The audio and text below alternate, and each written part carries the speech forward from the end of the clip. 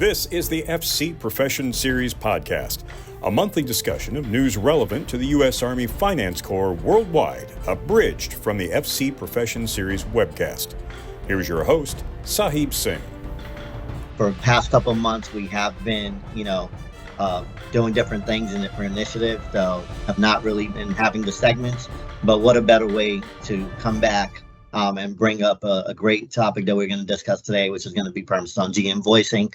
And our guests today are going to be Mr. Matthew Tognarelli, Taylor Buffington, and Mr. Adam Perreault.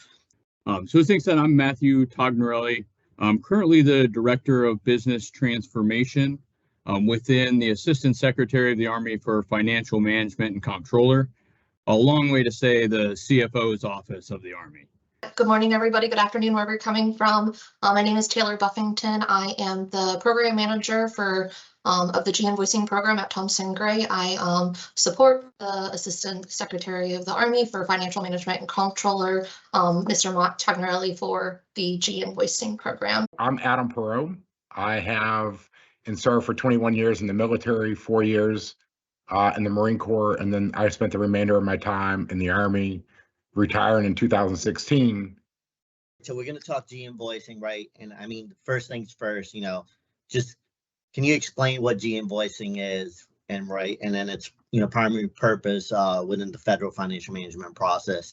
Yep, thanks, Singh. I'll go ahead and take that. Then I'll probably hand it over to Adam and Taylor to kind of jump in as needed. So I'm sure everybody's like, hey, what is G-Invoicing? Who cares?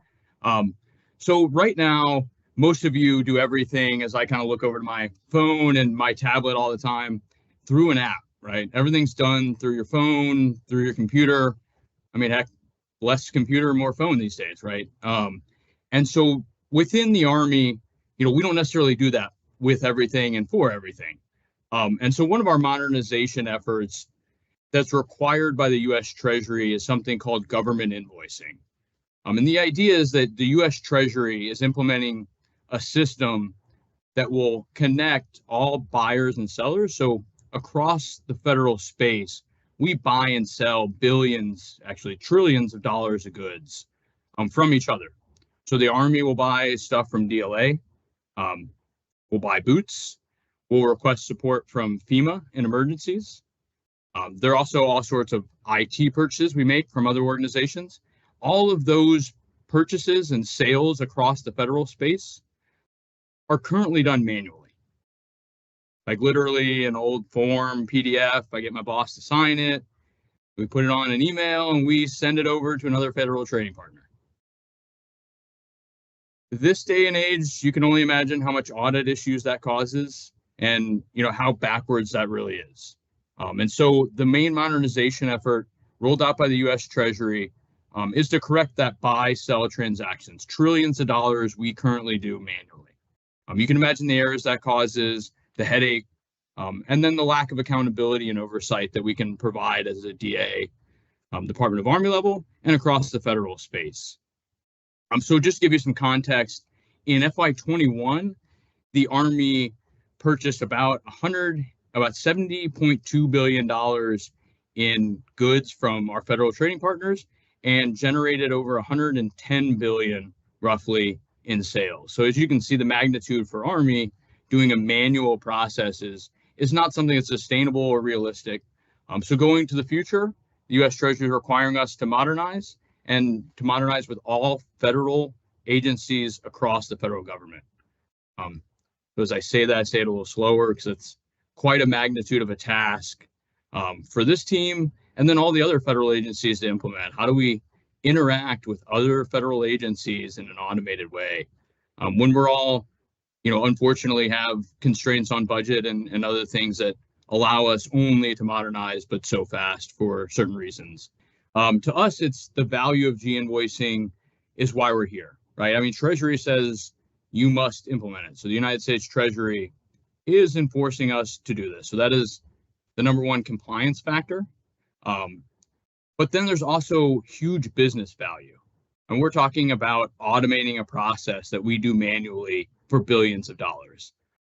G-Invoicing of itself is a Treasury mandate and something we have to adhere to. So not the biggest reason why we're moving forward with this, but important that not only the Army is moving towards this, but everybody in the federal and DoD space. So it is, while we each have our priority listing and timeline of when we can accomplish it, we are all moving together towards this space, towards this end goal, which should be not only a great output for the Army, but for the rest of the DoD and the federal government. One of the great things about G-Invoicing is that it requires everybody to adhere to these data standards called the Federal Intragovernmental Data Standards. And so when you talk about all of the different agencies who are going through this process and all of the systems that they're on, you're talking about, if you're familiar, SAP systems, Oracle systems, homegrown systems, who all have different jargon or naming conventions that don't match. And that's hard to not only learn our own processes, especially if we're new to this organization, the federal government accounting world, but learning somebody else's as well to try to deconflict that. And so in forcing us to move to this one system, this one standard, we get to talk the same language. Someone had a question from the audience, right? And just to kind of sum up the question, really, are there other stakeholders within HQDA that are being brought into this as we move forward towards G-Invoicing and the modernization process? Yeah, I think that's a great question. I'll go ahead and start off as well. So the integration of log and acquisition systems into the process, the benefit of using our main ERP, our accounting system of record, GFIBS, the General Fund Enterprise Business System, and connecting it to the U.S. Treasury system is that we will gain that exact benefit of having the connection and then bringing in the acquisition and logistics processes eventually as well. So we're currently involved with an OSD, the Office of Secretary of Defense working group, where we're looking at supply transactions and specifically how do we bring in supply transactions into G-Invoicing. So right now, the first tranche of G-Invoicing is really focused mostly on service transactions. So when we buy and sell, let's say training, non-goods and services, so mostly services, lawn cutting and things of that nature that we might provide at the garrison. That is a lot of what's going through G-Invoicing initially. The second phase will bring in some more of the log and acquisition transactions into the fold. So bringing in some of the boots, fuel, ammo that we buy and sell every day across the federal government. So the question from one of the audience members is, will G-Invoicing connect, to WAF and PI for the cores or the KO payments to contracting companies? And then the second part of that question is, will G-Invoicing eventually have a goods receipt and acceptance document or system evidence to support, receipt of acceptance, invoice to support what is billable? Immediate answer is no to the connection with WAF. For today, WAF is used in the commercial space, and G-Invoicing is particularly focused on the intergovernmental space. So we use WAF today for commercial vendors. We contract these vendors and they put the receipts in through WAF.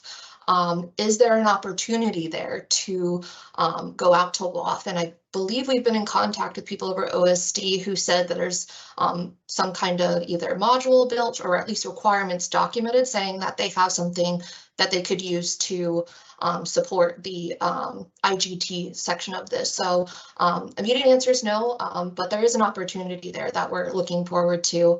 And, in just full transparency about what G-Invoicing is as a whole, it's definitely, I want to say, a crawl, walk, run situation right here that we're going through. It's not going to be a one and done thing like Matt mentioned. First approach is the more MIPR type transactions that we're doing right now. Next, we're looking at interfund through mills bills. So it's definitely going to be a phased approach. And again, in full transparency, I don't think this initial release is going to immediately resolve the receipt and acceptance issue that currently we have as Army, but not only that, across the DoD and federal space.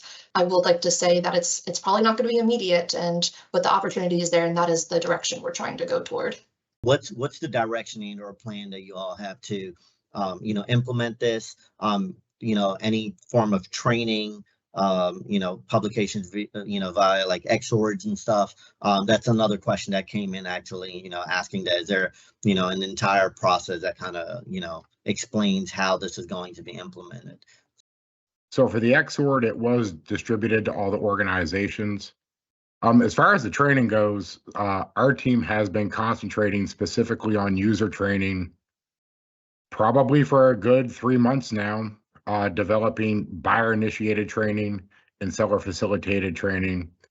We've also developed a G-Invoicing 101 and 201 class, and these are going to be recorded and then available for everybody to research, go back through and take.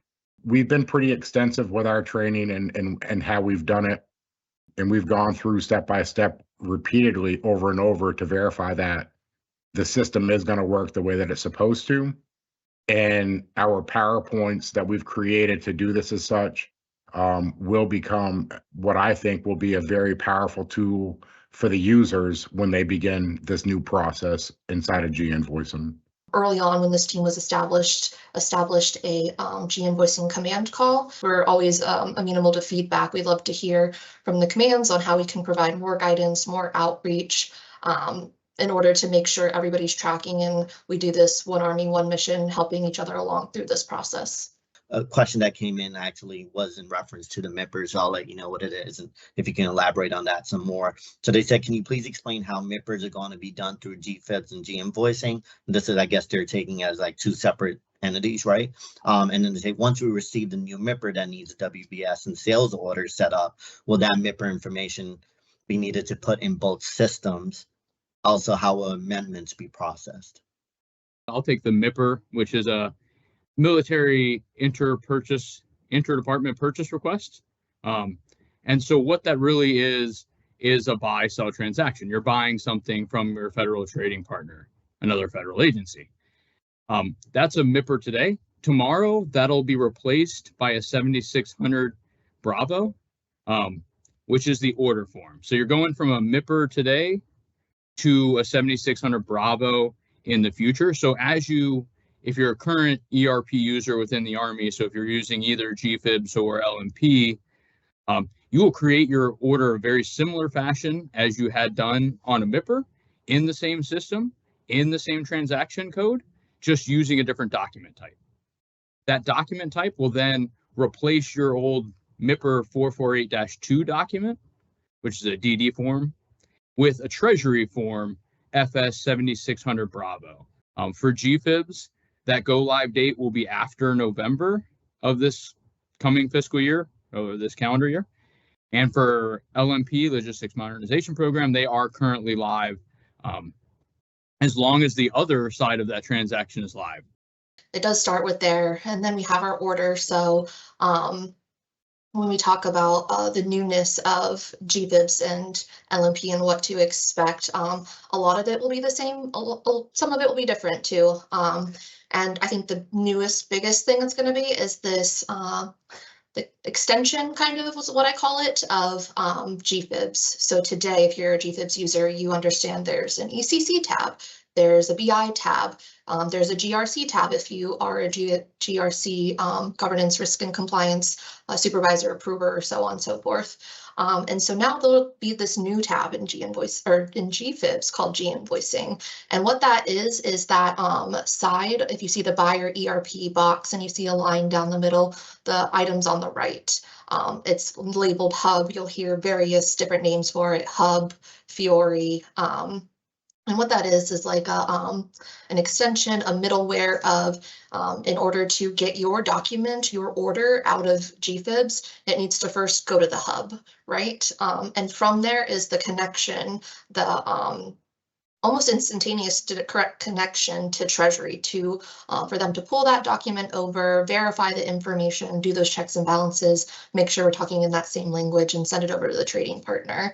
And just as the way it went out, it's the same way it'll come back in. So once the trading partner has done something on their side, it'll go to Treasury and then come back into the hub. And then that's probably going to be the biggest change that people are going to have to learn, adapt, get used to, is that extension going there, monitoring it. we had a really short timeline by Treasury to meet this mandate. And their advice to us, well, if you can't meet it, use our user interface and do double entry.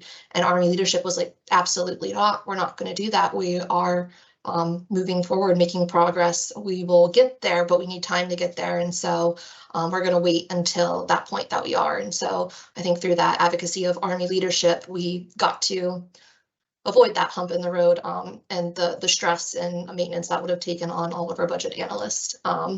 But from there, with any major implementation, it definitely, we don't imagine it taking more work than it does today to process these transactions. But there's a natural learning curve to anything new to you. Go to a new job, go on a new system, things like that. So I know change is hard and change is rough and it's not fun. And I admit that myself, going through some, changes I've had in my career. But once we get through that, do it as a team, get through it together, I think you will see the benefits of that. So they're saying, hey, can you explain the responsibility of the final approver in G-Invoicing? And if there are any rank requirements, many consider G-Invoicing a budgetary requirement for budget analysts and comptroller signatures. That's a great question. It does start out with, as far as automating and the number of folks involved, DFAS will have a minimal role in this process as things go well. As things don't go well, we will need them to do research as they do today. But long are the days, that's gone, are the days we're going to have DFAS inputting transactions right into DCAS and other systems to try to make these settlements happen. All transactions have to go through either the buyer or seller's ERP and be initiated there. So someone asked about modifications earlier. Modifications will work very similar.